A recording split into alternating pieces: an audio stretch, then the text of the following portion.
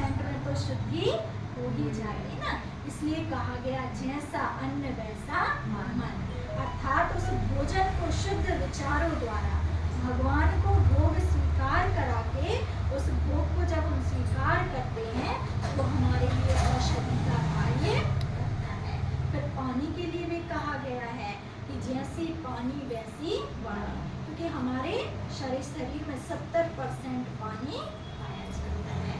तो वास्तव में पानी को जब हम ग्रहण करते हैं तो हम पानी को लेते हैं, जैसे विचार हम उसको देते हैं, उन विचारों के साथ उसको जब हम पान करते हैं तो कहा जाता है कि उन विचारों का असर हमारे पूरे शरीर पर दिखाई देता है, हमारी मनोवृत्ति पर दिखाई देता है।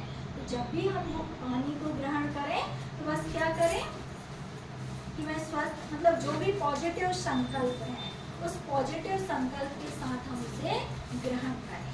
हाँ, जैसे कि शुद्ध आत्मा हूँ मैं, स्वस्थ आत्मा हूँ मैं, परम पवित्र आत्मा हूँ मैं, मतलब जो मुझे चाहिए।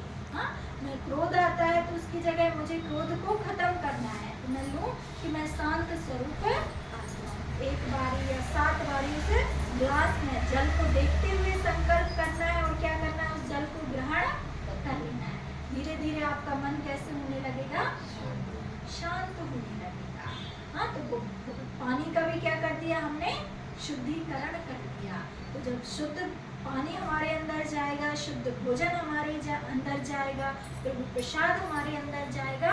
तरीका वही है, बस क्या किया हमने, बस केवल संकल्पों का ही तो हमने परिवर्तन किया है कि उस भोजन को ग्रहण कर रहे थे तो हम क्या होता है दुनिया में, टीवी भी देख रहे हैं, कई प्रकार की बातें भी हो रही हैं और उस भोजन को ग्रहण भी करते जा रहे हैं। तो जो चीज़ हम देख रहे हैं या जो चीज़ हम बोल रहे हैं, जिस माहौल में है, ये सबके वाइब्रेशन भी क्या होते हैं उस भोजन में चले जाते हैं। तो वही परिस्थितियाँ फिर धीरे धीरे क्या होने लगती है, हमारे साथ भी निर्मित होने लगती है। दूसरा, मन के जो विचार, अभी ज़्यादातर सबकी शिकायत क्या है कि मन बहुत भटकता है।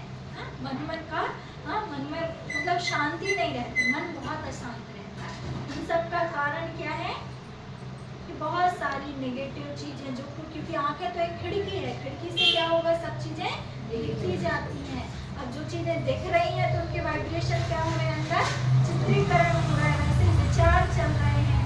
तो जब नेगेटिव बाहर का वातावरण एकदम तमो प्रधान है, जब उसके बीच हम रहते हैं, वो नेगेटिविटी हमारे अंदर जाती है तो अंदर क्या होती है, तूफान मचाती है, शांति होती है, तो उसका प्रभाव शरीर पर भी होता है और मन पर भी होता है।